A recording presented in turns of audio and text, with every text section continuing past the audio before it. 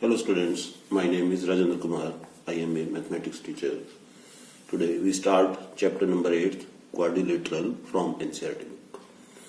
Chapter name is quadrilateral. You know about the quadrilaterals in your previous classes. Quadrilateral, the figure is, quadrilateral is four-sided closed figure is known as quadrilateral. यानी कि एक ऐसी figure जो four sided close figure होती है, ठीक है, in which four side A B B C D and D, these are known as four sides of the quadrilateral, in which four angles, angle A, angle B, angle C and angle D, four angles, four vertex भी बोल सकते हैं, vertex A, vertex B, vertex C, vertex D, and in which two diagonals, दो diagonal भी होंगे, A C and B D. इनके name है diagonal के ए C and B D. Diagonal मतलब अपोजिट वर्टेक्स को जब भी आप ज्वाइन करेंगे तो वो डायगोनल बनेगा. और नेम जब हम क्वाड्रिलेटरल के मेंशन करेंगे तो या तो क्लॉकवाइज लिखे या एंटी क्लॉकवाइज. तो क्लियर हो पॉइंट. क्वाड्रिलेटरल किसको बोलेंगे? Four sided close figure is known as quadrilateral. A B and D C are known as opposite sides. B C A D are opposite sides. Two opposite sides हैं AB and DC, BC and AD opposites, and two diagonals AC and BD. Four angles, angle A, angle B, angle C, angle D. और इनको vertex भी बोल सकते हैं, vertex A, vertex B, vertex C and vertex D. You know the sum of the angles of this quadrilateral. Angles जो हैं quadrilateral के, उन चारों एंगल का सम कितना होता है? 360 डिग्री. जैसे ट्रायंगल के तीनों एंगल का सम कितना होता है? 180 डिग्री. ऐसे ही क्वाड्रिलेटरल के भी चारों एंगल का सम कितना होता है? 360 डिग्री. ठीक है. अब इसके बाद है types. Types of quadrilateral. Quadrilaterals की टाइप. अब आपको क्वाड्रिलेटरल के टाइप भी पहले से पता है, लोअर क्लासेज में आप कर चुके हैं. जैसे ट्रेपेजियम. पहला क्या है? ट्रेपेजियम. ट्रेपेजियम फिगर कैसी होती है? शेप में आपको दिखा देता हूं. Trapezium figure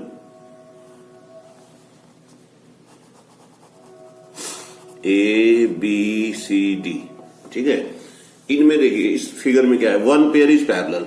A B parallel C D. क्या है? A B parallel C D. One pair parallel, other pair is non parallel. A D, ये पैरेलल का साइन नोट का काट दिया इसको, बी सी.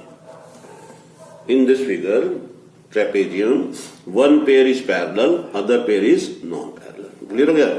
अब देखो इसमें जो तीन एंगल का सम 180 डिग्री होगा. एंगल ए और एंगल ए डी का sum, angle A plus angle D का सम क्या है? 180 degree. Similarly angle B plus C का भी सम क्या होगा? 180 डिग्री.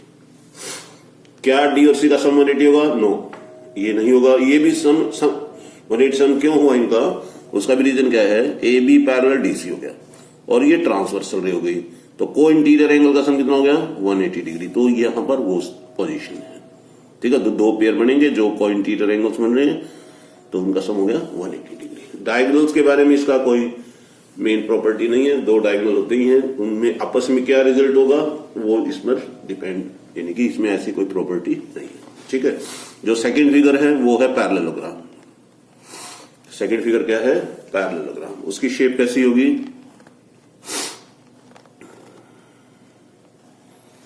ए बी सी डी. हमेशा नेम क्लॉकवाइज या एंटी क्लॉकवाइज ही लिखें, इनके अलावा और कोई नेम नहीं लिखें.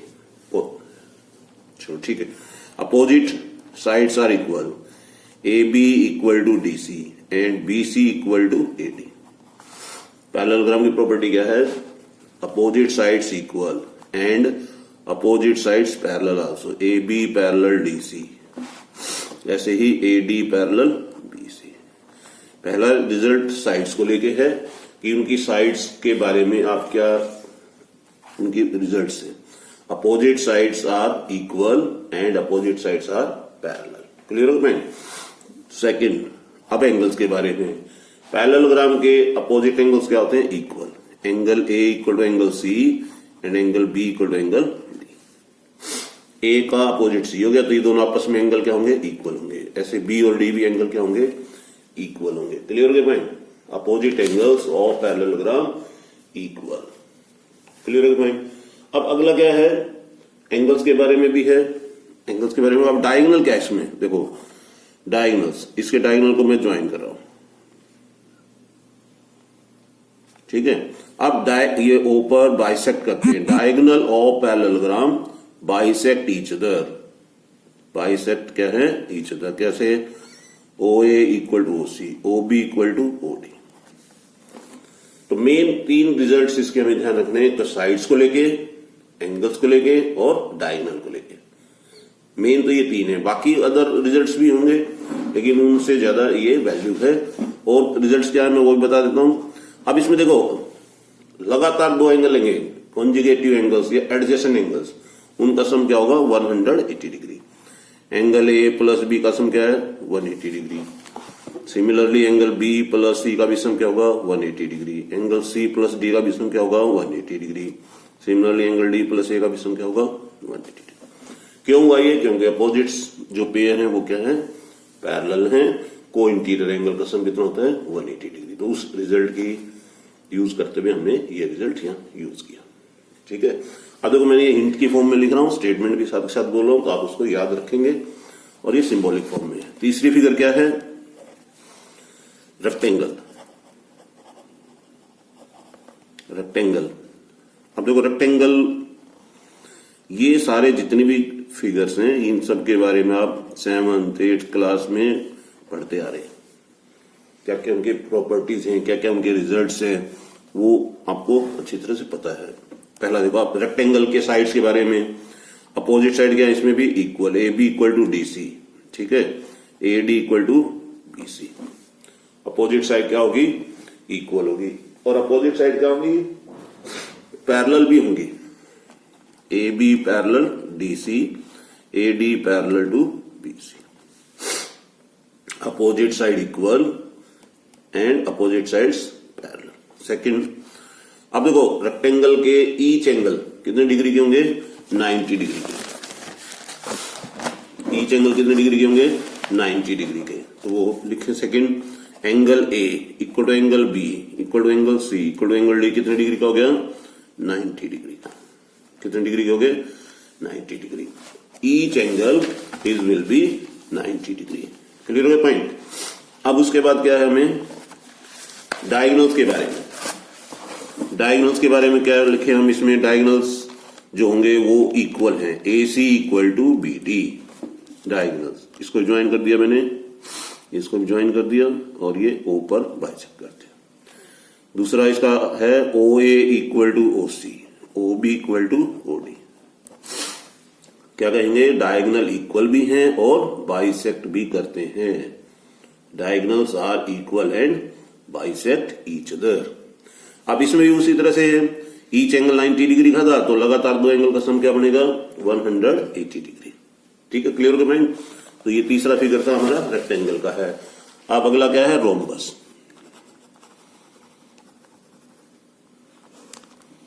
रोम्बस, रोम्बस की फिगर देखिए,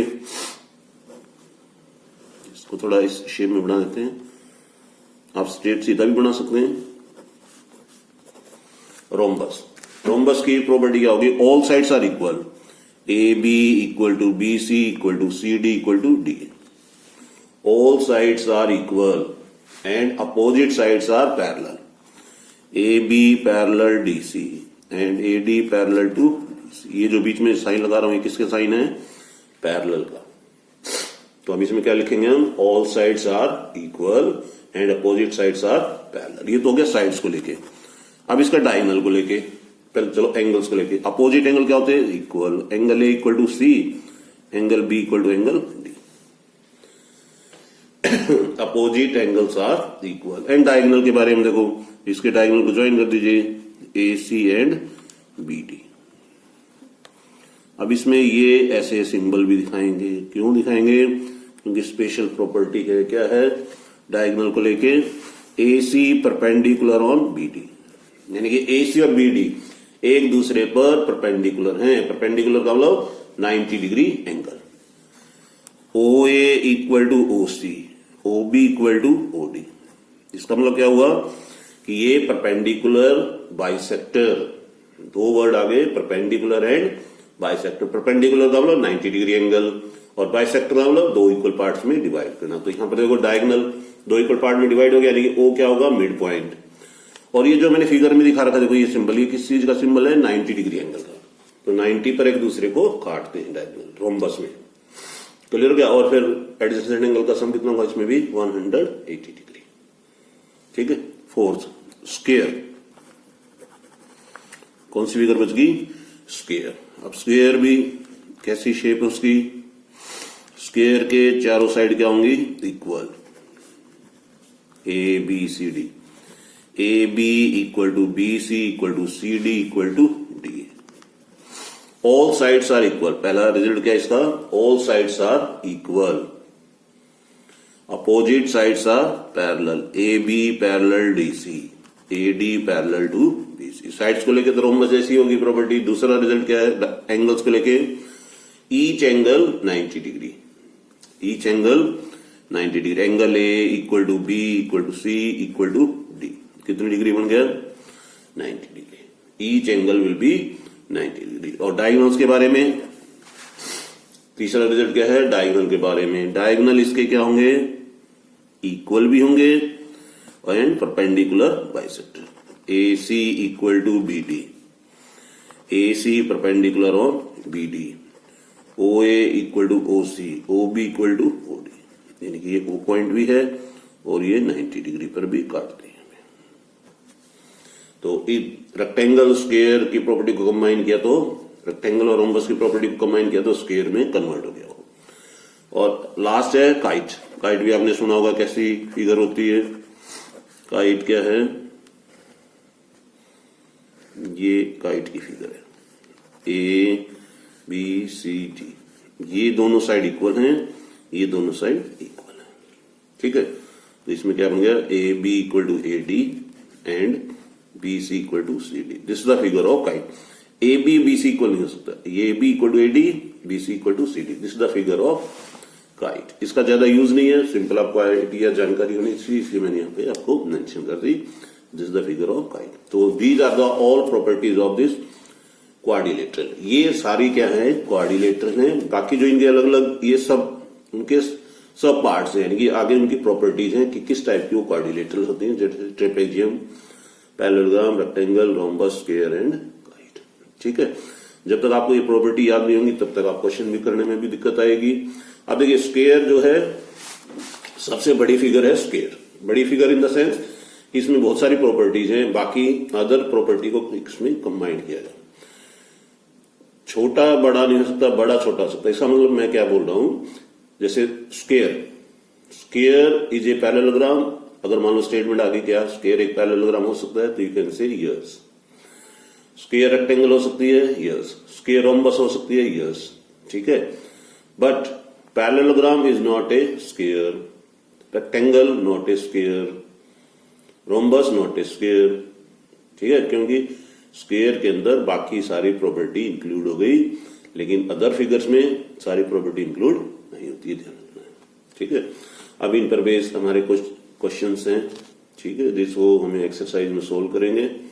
जैसे फर्स्ट क्वेश्चन लेता हूं, एक्सरसाइज 8.1। एक्सरसाइज 8.1,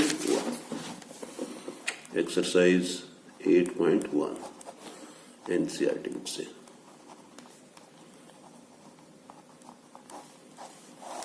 एक और भी है कि आप लाइव क्लास को भी जरूर अटेंड किया करें, ताकि आपकी प्रॉब्लम्स वहां भी सोल्व हो सकती हैं। उसको भी ढंग से कई स्टूडेंट्स लाइव क्लासेस को ज्वाइन करते। अब हमने डाउट क्लास भी स्टार्ट कर दी है। ठीक है, ट्यूसडे से डाउट क्लासेस भी 9th क्लास की है। जिस क्लास की लाइव क्लासेज होगी उस दिन उसकी डाउट क्लास नहीं होती है, ये ध्यान रखिए। जैसे मंडे को 9th क्लास की लाइव क्लासेज होती हैं तो उस दिन उनका डाउट क्लासेज नहीं लगेंगी, उनकी ट्यूसडे को लगेंगी। 10th की ट्यूसडे को लाइव क्लासेज होती हैं तो उनकी मंडे को डाउट क्लासेज हैं। तो आप उन दोनों को भी ज्वाइन कर सकते हैं। ठीक है। अब मैं एक्सरसाइज का देखो फर्स्ट क्वेश्चन क्या स्टेटमेंट कह रहा है ये, the angles of a quadrilateral are in the ratio. जो एंगल्स हैं उनका रेशियो क्या दे रखा है, रेशियो ऑफ द एंगल्स क्या दे रखा है यहां पर, ratio of the angles 5:3 ratio 5 ratio 9 ratio 13। ये चारों एंगल रेशियो में दे रखे हैं, ठीक है। अब आपको पता है कि क्वाड्रिलेटरल के चारों एंगल का सम कितना होता है, 360 डिग्री। जब भी रेशियो के ऐसे एंगल्स आते हैं तो उसको हम कैसे सॉल्व करते हैं, let angle equal to x degree. General ले लिया हमने, एंगल को x डिग्री लेट कर दिया। अब जैसे क्वाड्रिलेटरल की मानो मैं फिगर ड्रॉ करूंगा, अब ये भी ऑर्डर में है, जैसे A B C D, यानी कि A angle, B angle, C angle, D angle. So let angle A equal to 3x। पहला रेशो 3 है तो उसको हमने x के साथ मल्टीप्लाई किया, 3x हो गया। B कितना बन गया, 5x। C कितना बन गया, 9x। और D कितना बन गया, 13x। ठीक है। अब we know the sum of the angle of a quadrilateral 360 degree. So angle A plus angle B plus angle C plus angle D equal to कितना हुआ, 360 डिग्री। अब इनकी वैल्यू रिप्लेस कर दो। A की जगह कितना आया, 3x, B की जगह 5x, C की जगह 9x, D की जगह 13x। अब ये सिंपल क्वेश्चन है, कोई टिपिकल नहीं है इसमें। ऐसा क्वेश्चन आप प्रीवियस क्लासेस में कर चुके हैं। कितना सम हुआ देखो, इसका ऐड कर लो, 3 प्लस 5 8, 8 और 9 17, 17 13, 30x equal to 360। Then x equal to 360 को 3 से डिवाइड कर दीजिए, कितना आया, 30 से 0 कैंसिल, 12 डिग्री।